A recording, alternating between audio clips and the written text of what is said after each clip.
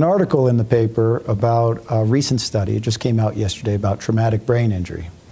And one of the things that they showed in that article was that to date, if you go and compare all the different interventions of any sort that have been proposed or in practice related to traumatic brain injury, that there really isn't any one out there that has shown any significant improvement in cognitive impairment after injury. Not a single one. Now, I knew if I was coming to this group, everybody in this group would say, well, that's because it's chronic inflammation, and there's no good chronic inflammation inhibitors, and if we had them, we wouldn't know when to administer them, and even if we knew when to administer them, we need the imaging techniques to know when to administer them, and that's what we would actually need. And I think if you take that analogy, the same thing can be said for chronic pain syndromes and much of what happens in chronic pain. And I think it really points out two needs in science, and what I think I've been asked to talk about is that first, there's a real need for this field to progress, that it hasn't in many ways been able to progress. There's been many attempts, but when it comes down to what has actually impacted the patient, that we haven't made as much progress as we've made in other diseases. The second part of that, I think it really emphasizes, is that when there are basic discoveries, and I get, for those of you who know all the ins and outs of neuroinflammation, I am absolutely sure it is easy for you to conceive of many ways to inhibit CD16 positive monocytes at just the right time and image them with just the right nanoparticles so we do things just the right way. But getting from that point to some point where it actually causes an impact is a huge, wide gulf of challenges and barriers that the whole system has to be set up to improve upon. And so what I wanted to talk a little bit about today is how we are really viewing research in a broader way at the University of New Mexico, and how our Clinical and Translational Science Center, as well as others, are trying to approach these sort of problems broadly. I think that's what you want me to tell me now, because I'll switch right now. Okay, so you know, when I think of the missions of a health science center, what a health science center is really about, and what separates it from, for instance, your average university or a private foundation that's doing research, is that it has the ability and should intimately and integrally link its research, education, and clinical missions. And if it does that effectively, it's the only type of organization that can really, truly move things efficiently and effectively from bench to bedside into community practice. And so in my mind, that is really one of the major benefits that a health science center or academic medical center provides to the country and the world. The other thing I'd like to point out is when you think about research, we tend to think about it as a three-legged stool, in that historically, most of the time when you say research to people, they think about people working with test tubes in a laboratory. That's basic science research or wet laboratory. We're all familiar with that. We always had hospital-based trialists were the most common. There's some device and imaging sort of work. Not always did those two sort of activities link. It's still very hard for those activities to link.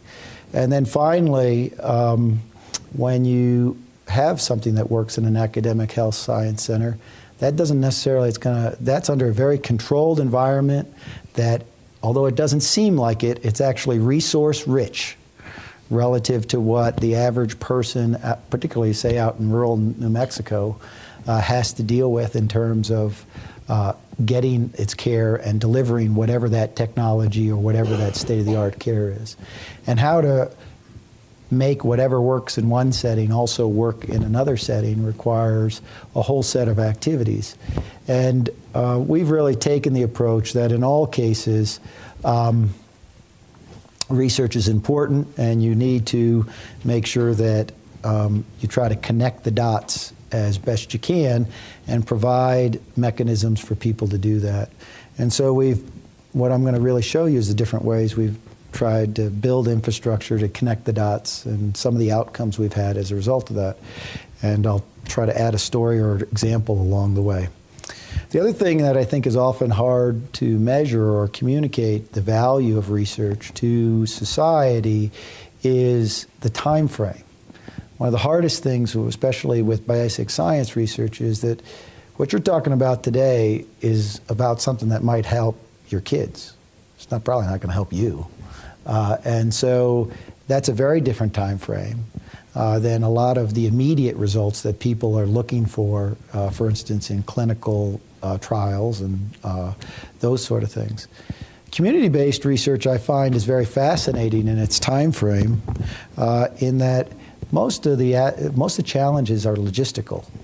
You got to get 12 people to work together and 12 databases to be shared, and if they did, and you actually put somebody who knew how to manipulate those databases together, you could actually get an answer to something relatively quickly.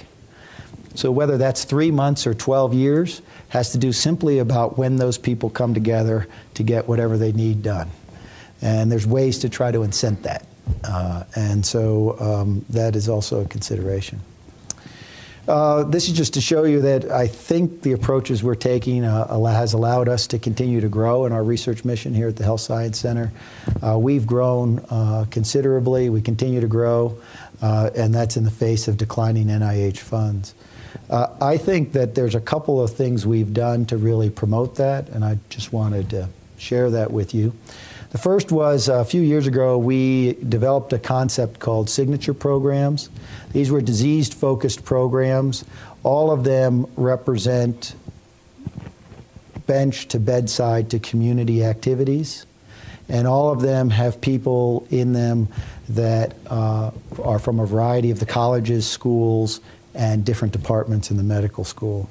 The idea behind that was that we could then make it easier for faculty to cross departmental barriers. I know that it's probably, for those of you who are faculty, it's a pretty common scenario that a faculty in Department A might feel that due to their relationship of the chair in Department B, that it might be hard to work in Department B. This happens in academics, and as a result, you need to set up frameworks that allow people to work very easily and closely together. It's also hard to get a clinician to be in the room with a basic scientist. You need to set up frameworks where that can happen. It's even harder to get community investigators who drive around New Mexico to get together. So we set up these 6 disease-focused areas, and these are our signature programs. All of them have a training program. All of them have major center grants that exist in them.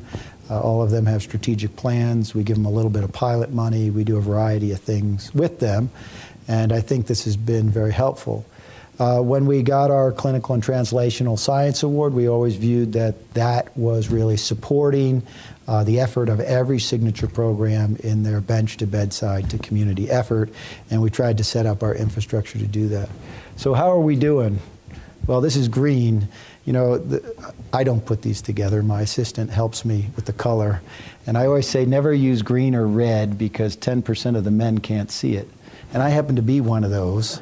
So I know when it can't be seen. I can't see anything on my screen. So so I never know if this was she was trying to get back at me or something. But anyway, this, I'll tell you what it does show.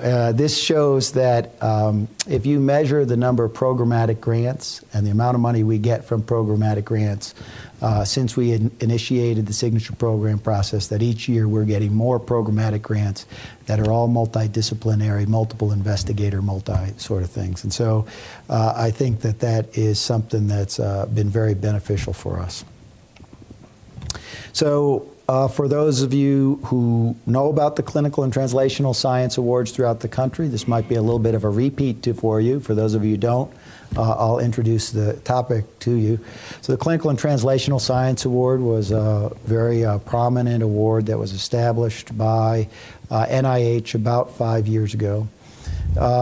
It is award for setting up institute or center that's really supposed to exist in a way that it can support and unify all the clinical and translational science at institutions.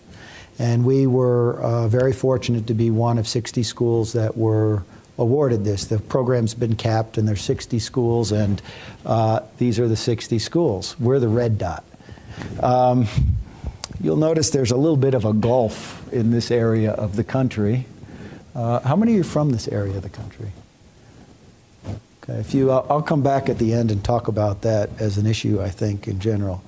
But the award in general has many, many components to it, and I'll begin to walk you through it. But the idea is provide training so basic scientists can learn how to move into these other forms of research, how clinical trialists can learn to incorporate microarray analysis and molecular epi into their sorts of studies, so those sort of activities, how to have seed funds to be able to do this, how to encourage commercialization, how to build educational programs that support this at all levels of training. So our goal, just like all of them, is to accelerate the progress of medical discovery. And we're doing that through trying to build this consistent platform that goes across the types of research. So this is a real benefit to our institution. Most institutions got new space by doing this. We've been able to renovate or get 3 new buildings in the course of this, that all as a result of being able to get this award and getting additional NIH funds for renovation space, which in most cases was matched either by the voters here in New Mexico or with other funds. One of the big other aims is really developing an education pipeline, and this is something that we have put in place and appears to be working very well. So our pipeline starts in our mind at the undergraduate level, and the goal is really to identify the best and the brightest who might be interested in any form of biomedical research. We bring in 30 students from throughout the Mountain West, that whole big area of the country where there's not many CTSAs, each summer for an 8-week program. They work in a variety of different research settings, whether it be a wet lab, clinical lab, or community setting. They have many, many different sorts of activities and trainings to learn about that. That's been a very good recruitment tool for us to bring in better students. It's also been, I think, a strong tool at keeping people in biomedical sciences and hopefully encouraging them. We're also one of the few medical schools where 100% of the medical students are required to do some sort of research and research rotation as part of their medical school. And I think all of this is what helps keep people in some sort of research. For those of you who don't know the statistics, it's now less than 9% of graduates from medical schools express an interest in any sort of academic career. So if there's any ability to maintain or meet the workforce needs of tomorrow, there has to be more encouragement and recruitment effort to keep bright students in the system and in research. We've targeted a number of programs both at the graduate school level, the fellow level, the postdoc level, and the junior faculty level. We have a certificate program where over a 1-year certificate in translational science, you take 12 classes. Each class is 8 weeks, meets for 2 hours a week. Take 2 classes at a time. You get to 12 over the course of a year. It's on all aspects of translational science. So you'll learn everything from cultural competencies and how to do research in Native American communities to how to get through the FDA process and how to handle those regulatory issues, to how whatever, you know, the new thing in clinical trial design is adaptive clinical trial design, and to learn concepts and techniques like that. And so we take about 30 learners, since they're all terminal degree individuals. Typically, we have about 30 a year that go through that, which is a substantial amount for our faculty. For those, to kind of fill the gap, a lot of people who finish their Ph.D.s or their M.D.s aren't really trained to feel that comfortable doing clinical or translational research. They might have done some other sort of research, or they might not. To fill that gap, we have a 2-year program that as their junior faculty, we stop the tenure track. They devote 50% of their time to this program. They take all those classes, but then they also get dual mentors and they do research and they have a thesis project. We also have a program that's not shown here that we have for clinicians who only have about 10 or 20% protected time. They have a dinner seminar series every month for 2 years, and we train them on how to write a grant and how to get clinical trials and things like that. I can tell you, just if you look at some of the outcome metrics on these things, we are doing very well on this. Starting with the program that I just told you about, which is the nighttime series for clinicians that only have 10 or 20% of the time. We've had about 40-some faculty go through that. More than 19 to date have actually got extramural funding. And if you think about that small of a commitment time, that's actually extraordinary that they've been able to do that. Most of these, and then the last thing, is our Mentored Career Development Award, which is a program we have for junior faculty where they all get dual mentors if you're accepted in the program. One's a clinical or population-based mentor, and one's a basic scientist. And the idea there is that they're going to help you learn both areas and join together. We've had 8 junior faculty go through this. Well, actually, I think we have 6 in it currently, so there's more than 8 that have gone through it.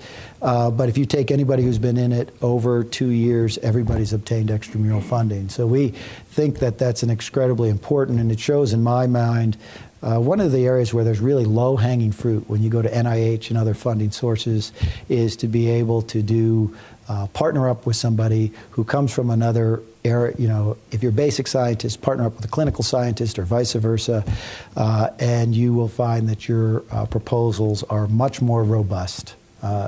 And we have found that to be, and that's really helped us compete in the current world. The other thing I should point out is the master's degree in the certificate program has been a tremendous retention tool for us and recruitment tool. We've had a number of faculty, particularly those that are in traditionally difficult specialties to do science, surgery, emergency medicine, a lot of our pediatricians in our environment. And by giving them time and protected time in these programs, we've been able to retain them. And in an environment where it's hard to give salary raises, I think this is also a pretty important thing to think about. So these are all the different components of the CTSA infrastructure, and I'll just run through them real quick and tell you a little bit about them. So we have a thing called our, ignore this title, this is what NIH makes you call it. It's our clinical research unit. And our clinical research unit here, it supports at any given time about 125 clinical trials. It provides all sorts of baseline services in patient recruitment, bionutrition, exercise physiology, pulmonary, body fat testing, all kinds of nurses and coordinator support. So no investigator needs to actually hire anybody unless they want to. You can buy a fraction of an FTE for whatever your program is. You just say, I'd like a quarter FTE. Well, I always tell people to do 20% increments because a day is easy. A day a week is 20%, 2 days a week is 40%. It's easy to get those multiples. And you can just get it. This makes it really easy so that you can get pilots quickly and you can get them instated. You can get outside money and you don't have to go through our hiring process. We're a state university. Nobody gets hired quickly. You can put all of that kind of out of the way. And this has been very successful. We have about 12 nurses and 8 coordinators in that unit. They're all supported. Our goal, we actually seeded this in 2005 with about $250,000 a year funding, which was put on a sliding scale. In 2009, it went completely independent. It's entirely funded by the fees and fractional effort that other people pay out of it. So it's done very well. We have, the CTSA provided a lot of pilot funds. We loaded ours up on pilot funds. In our environment, when we look at our pilot funds are very hard to come by at a state university. It's hard for us to build endowments and things of that sort. But a pilot funding is critical, as all of you know. it returns about $8 to $20 on every dollar invested. And so it's a tremendously good way to do things. It's very hard to make people understand that. One of the biggest challenges when you're running a research budget in the global sense is every year I lose 25% of research funding, right? 5-year grant, 3 to 5 year grants. So let's just use a round number. Let's say there's $100 million in grants. 25 million of that's going away, no matter what. So there's got to be 25 million in new growth plus something more for that, for us to grow. And that happens everywhere. That's the dilemma of an academic health science center. The only way you get that new thing to come in is to have some pilot funding. And the pilot funding is what drives your continual ability to do that. And so we have 9 different types of pilot funding. We have targeted, I'll show it to you.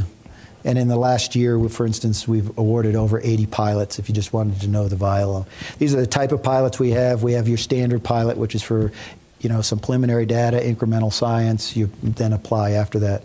We have one that's for high risk, high reward, it's our novel. We have one for linking technologies, it specifically targets, so if you've got a clinical trial and you want to add in some microarray preliminary data, it's for adding things like genomics, proteomics, metabolomics, whatever you are trying to molecular epi to whatever you're trying to do on your clinical trial.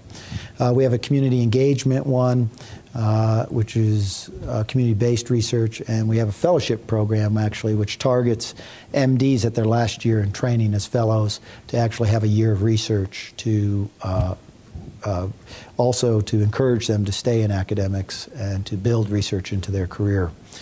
We have targeted programs. We have a commercialization program which is specifically targeted at seed funding for SBIR funding and commercialization efforts.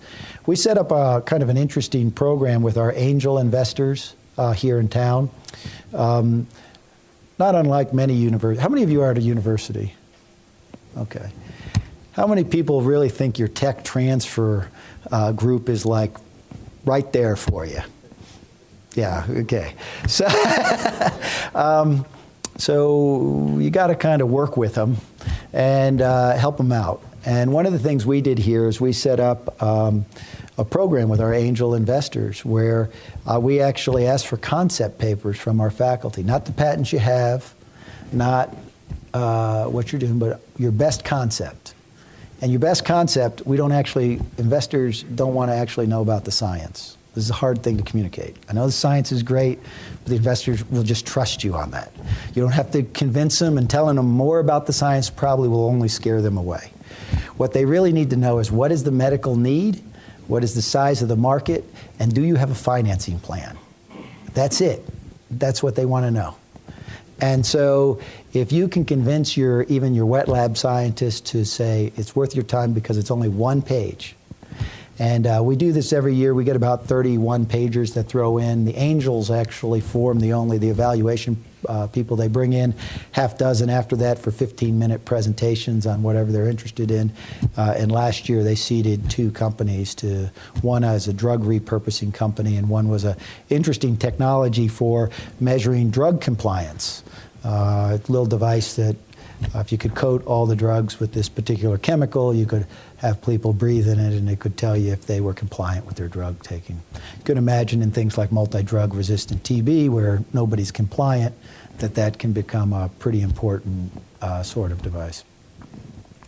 We have ones particularly targeted for drug discovery. We have a screening center, an NIH-funded screening center here in a CTSA, so we'd really like to link drugs and that are screened with basic science, cell-based assay that basic scientists need to develop with initial first-in-human studies. And so we have a targeted program for that. And this is just to tell you, we do pretty good with it. Biomedical informatics, we've put in a whole variety of new initiatives for biomedical informatics. I would say this is one of the most challenging areas as well as one of the most important areas going forward. I think the ability of an institution to form large disease registries is going to be critical to the ability to study that population. And you've got to be able to link the clinical laboratory data, the demographics, and what happens over time with whatever else you want to measure from their tissue or from their therapy. And this is one of those get 12 people in a room and make them agree on something and all sign an MOU to get it done sort of problem. And that really needs to happen. We've been very successful here that we have formed over time a statewide clinical data repository that includes 75% of the population in New Mexico, all in a single data repository. You can mine that from our Clinical and Translational Science Center. It's a one-page application, then it gets scientific approval, and then it can be mined. If you're mining it for information that's considered pre-research, like are there enough diabetics in Valencia County for my study that I'm proposing, you can do that without actually having scientific approval or IRB approval. One of the other things we've been able to do is strike an agreement with the VA. We're the only institution that actually has access to the entire VA database. And if you don't know, Al Gore actually, his initiatives with the VA, they have the best electronic medical record in the country. I mean, you can really mine it quite effectively. There's a lot of data in it. That's accessible to all of our investigators at the Health Science Center, and we're hoping to encourage more use of that. We have a couple tools that we've put in and a couple that we're developing. REDCap, I don't know how many of you have ever heard of REDCap, but it's a fantastic tool. It was initially developed for clinical trials. Now it has survey tools on it and biostatistics tools. It's freely available to anybody at our Health Science Center, any faculty that wants to use it. It's becoming very, very popular. I think in less than 2 years, we already have over 300 faculty that use it routinely. And we have only got 800 regular faculty and 1,000 total faculty. One of the things that we're putting in next is the Vivo product. I don't know if you know what Vivo is. It's a research networking product. Now, when I tell the IIT guys that I guess you're building a Facebook for investigators, they get really mad because they'll say, no, this is not Facebook because we're using authoritative databases. And that means they, mine like the HR database to verify that you are part of the Facebook and should be there. And but you can't use the word Facebook. And so and then I say, oh, so then it's more like you're searching with Google. Search a bunch of them and they say no, because they're authoritative databases and then we merge them together into a unified platform. And so it's kind of a hybrid, and I think that makes sense. Our faculty have always said they want this. I think that's true at a lot of institutions to make it easier to find collaborators. The problem is nobody over 35 wants to populate it. If I said to you, you got to populate your own Facebook page, nobody populates it. Nevada got around this problem because they said, you want your incentive pay? Populate your web page and we'll give you your incentive pay. And they got a lot of compliance that way. But most institutions aren't that bold. So we are going to try to go that route, and that's the project we're working on right now. We've been very successful at integrating. Our biostatistics here was in many different departments. We formed a centralized core. We run it just like you run a doctor's office, in the sense that you get an appointment, you go in for your 2 o'clock appointment, you sit down with a biostatistician, they run through all your data, they do whatever you want, you leave at 3 o'clock, you get your next appointment, you come back and you see that biostatistician again. We have 6 biostatisticians that work in our biostatistics core and do that service. They're both master's degrees and Ph.D s, so depending on the challenge of the project, you would use one or the other. Obviously, after a while, some of them are supported directly off the grant if it's a large amount of biostatistics work for whatever that project is. That's dramatically increased our usage. We actually also used it for those of you who know about all the new residency requirements and the RCR requirements, it met all those requirements because all of the residents in our GME program use that core, and that allows you to meet it hands down. And that's been extraordinarily popular. We do a survey of our faculty satisfaction each year, and this core has been very, very well used. We have a thing called translational technologies. I don't make up these names. Some of these names NIH makes us use. What this is basically is like a core of cores. And what it means is that you wrap everything up in a bow and you say, this is where you go if you want to figure out where to get microarray analysis, or where you want to send out samples for proteomics analysis, or where you want to go for figuring out how to get tissue that we don't actually bank, or how to get approval to get tissue that you bank. And so we kind of wrap that up in one core, which we call our T1 lab, that really operates as that conduit to the other cores. And I think that's really needed in the sense that I think for basic scientists, they usually start from the position of, why don't you have X core? You know, why don't you have a metabolomics core and buy $1.5 million in GCMS machines next year and pay $200,000 for the personnel to run it on an ongoing basis, and 4 people will use it? Well, because my answer is because 4 people will use it. And so, but clinical investigators start from the position of, I think metabolomics might be interesting. How do I even figure out how to do it?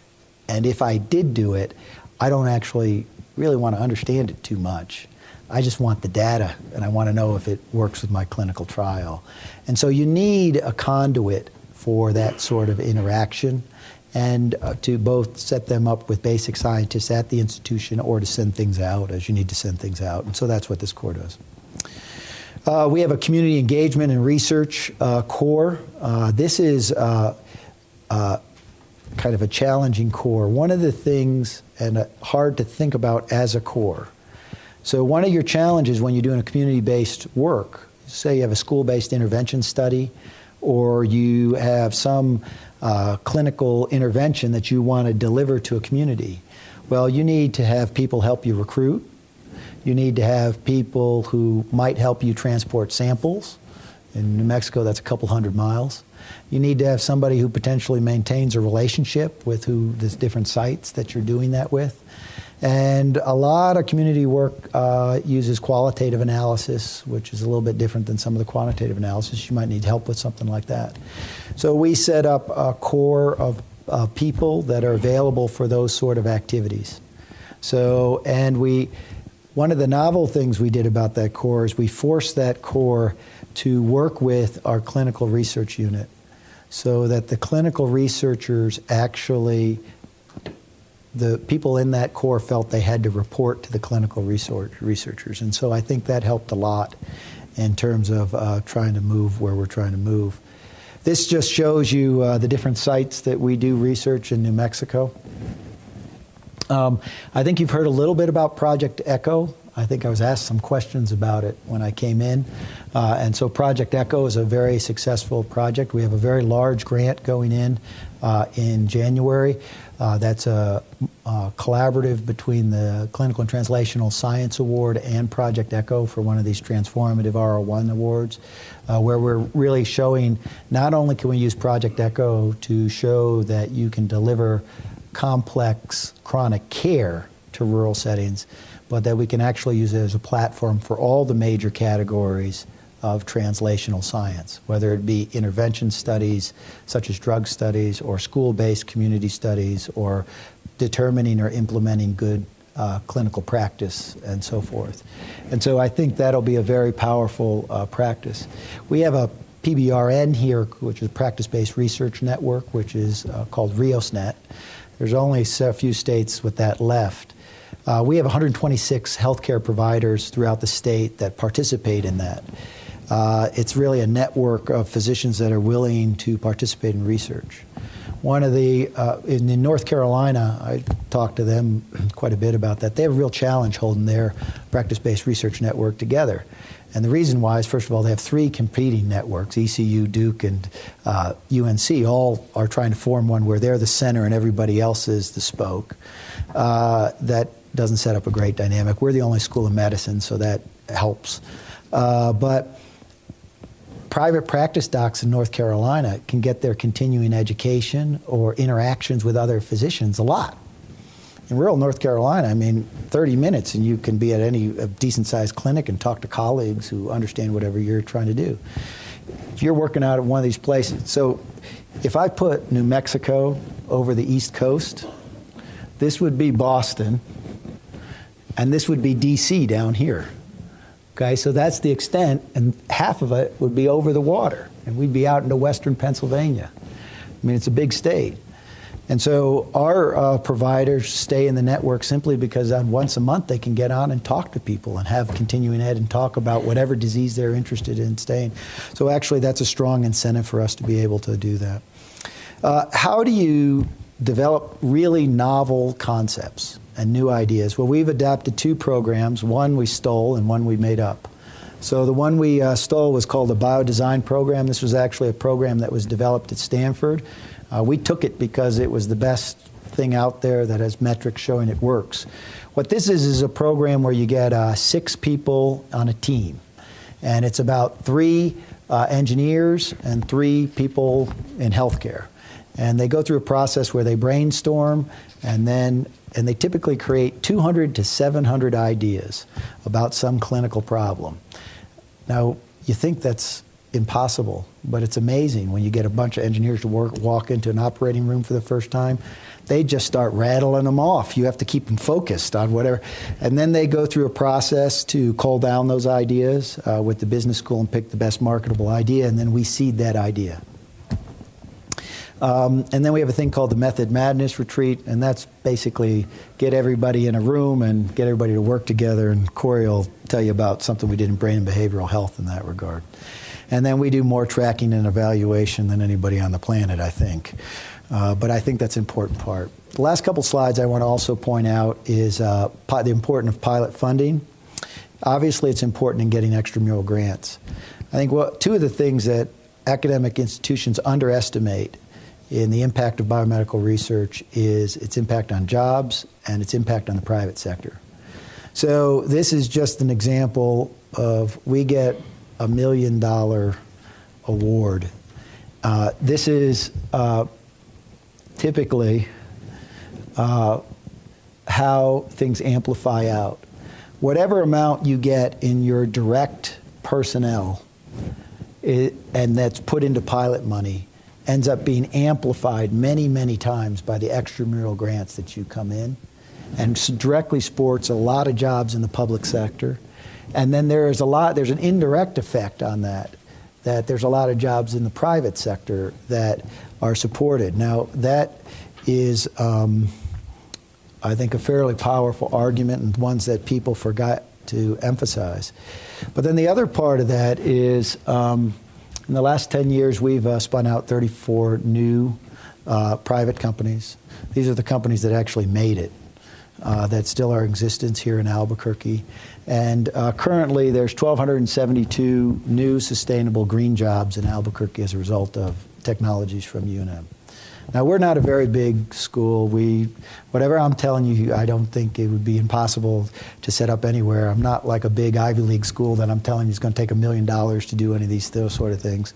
But I do tell you, if you went to any state legislature and you said, I'm a private company and I'm bringing 1,200 jobs to your town, as long as your city is 3 million people or less, they're going to roll out the red carpet for you.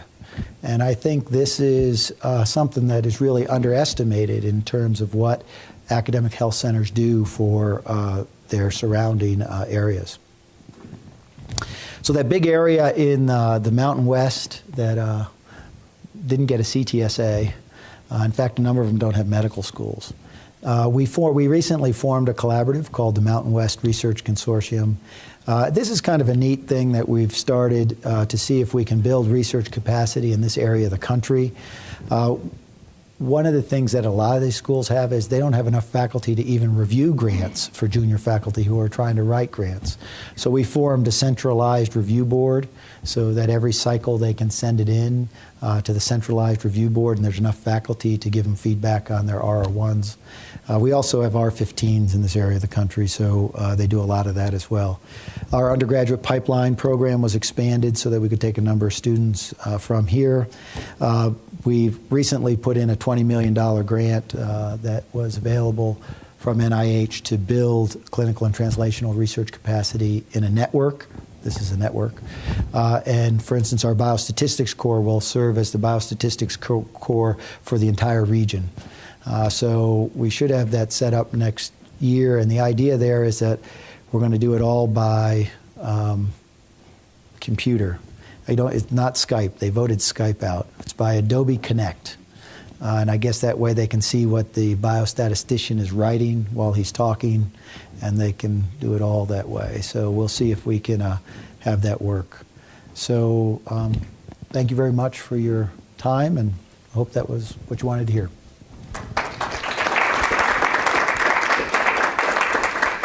Are there any questions from the audience?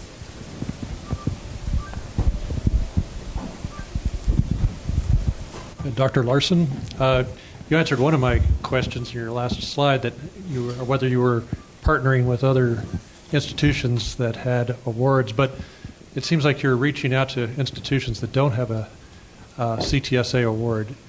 Do you have collaborations with other institutions that do? Yes. If you note, I kind of glossed over it, but on the pilot slide, there's this thing called multi-institutional awards.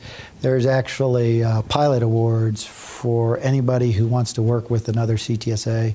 There's a PI from each institution, and we give them each $25,000 to do something together. Okay. So that's available to anybody. And another question, patient organizations. And we do a lot of kind of higher level things, like we're forming a regional IRB, okay, things of that nature. Okay.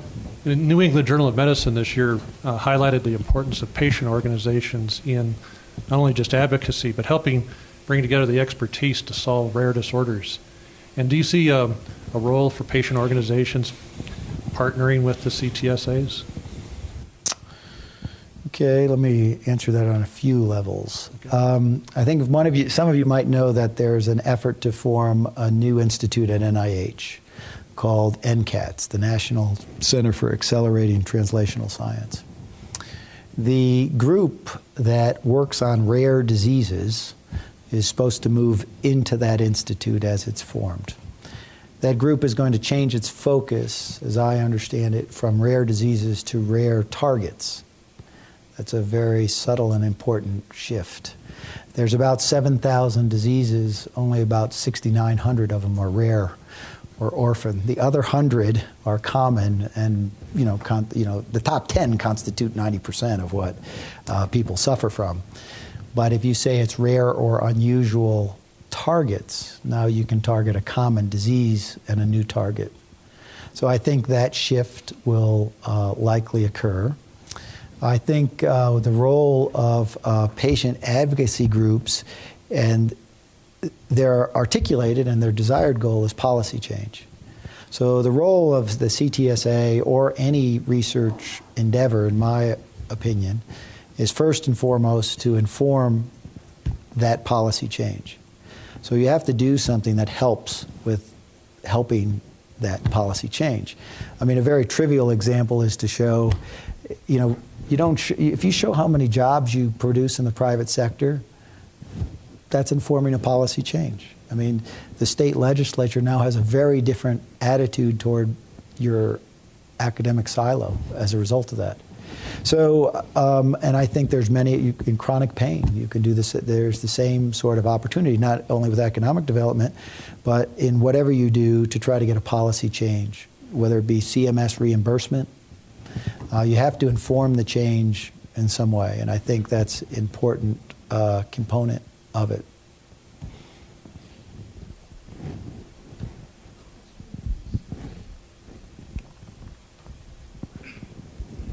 So with this team approach, essentially, how do you incentivize the individual? Because if you look at the way institutions and NIH functions, it's about the independent investigator in terms of promotions and in terms of grants. And yet, throughout the country, that everything seems completely opposite. So I think the question you pose is a tougher institution, a change, is a tougher problem to address at larger research institutes than it is at the smaller. The top 20 schools have a lot harder time, I think, than the bottom 100 of medical schools. Just so you know, I spent 10 years at Harvard, and I was at WashU, and I was at Vanderbilt, so I'm very familiar with that mindset.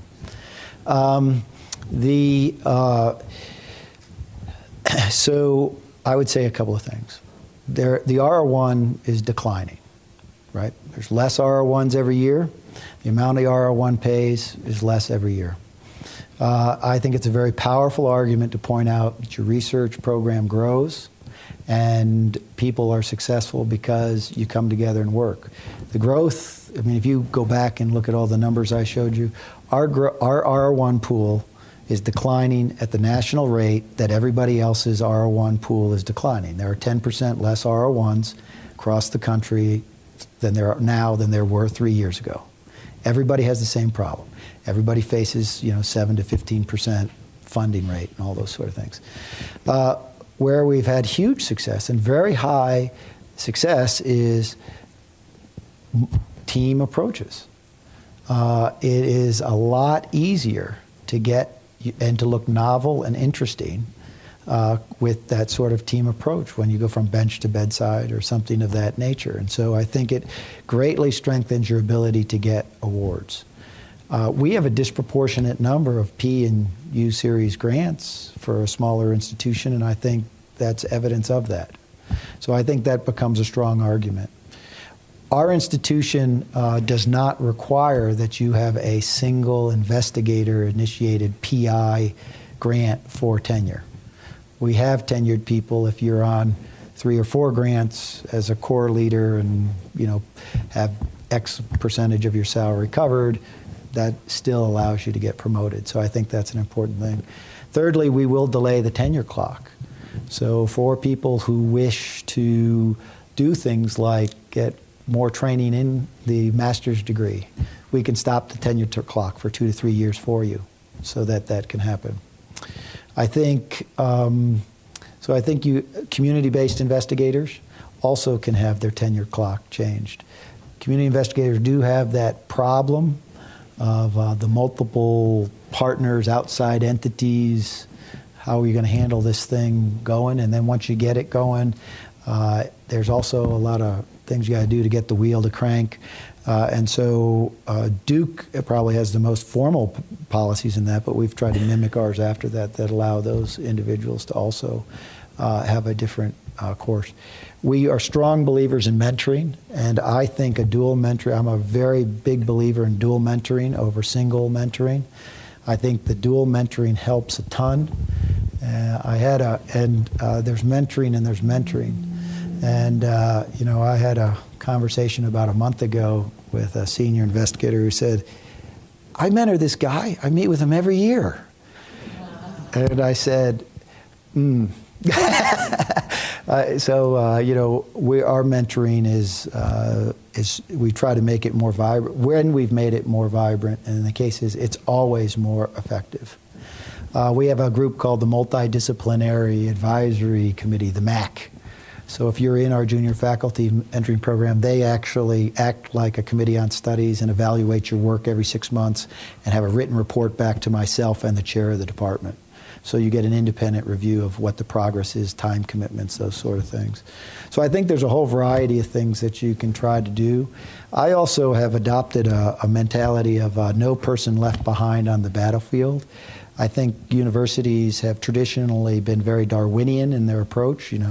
10 guys jump in at one end of the pool, typically guys, and the 2 that swim out at the other end you're the guys who have the coins to the realm. The other 8 are left behind, and there were 10 others that wanted to swim, but they didn't even get to be in the pool.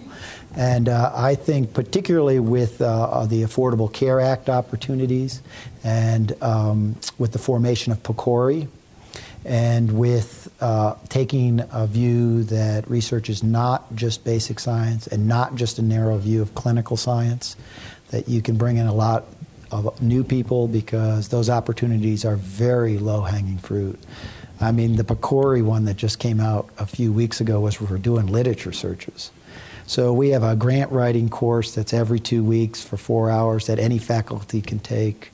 I mean, I think you have to start thinking in that way.